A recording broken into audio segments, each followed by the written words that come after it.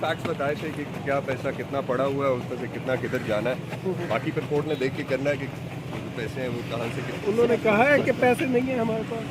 पैसे जो होते हैं ना, देखिए खजाने के अंदर जो पैसे आते हैं उसमें से फिर अखराजात भी होने होते हैं। वो देखना ये होता है कि कितना पैसा पड़ा है, कितने अखराजात हैं।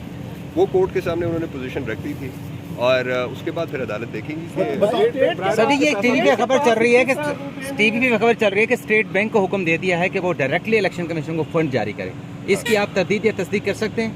देखिए वो स्टेट बैंक के ऑफिशियल मौजूद थे वहाँ पे, तो वो आप उनसे भी कंफर्म नहीं सर, अंदर कोई ऐसे डायरेक्टिव जारी किया गया है? आप भी तो अंदर ही थे। चेम्बर में ही था, बट ये है कि वो जो भी इंस्ट्रक्शंस हैं वो वहाँ पे सबको दे दी गई थी।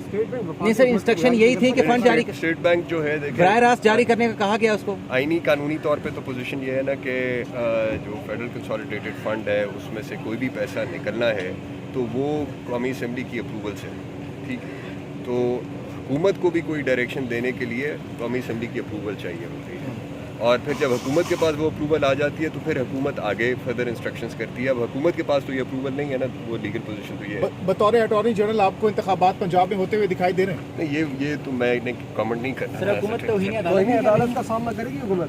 तौहीन अदालत किस चीज़ की होनी है? सुप्रीम कोर्ट के नहीं, फेडरल गवर्नमेंट ने तो कंप्लाई कर दिया ना ऑर्डर। जब फेडरल गवर्नमेंट ने वो कानून ले गई कैबिनेट से अप्रूव करा कर, तो ऑर्डर की कंप्लाइंस फेडरल गवर्नमेंट ने तो कर दी ना, बाकी तो पार्लियामेंट का है।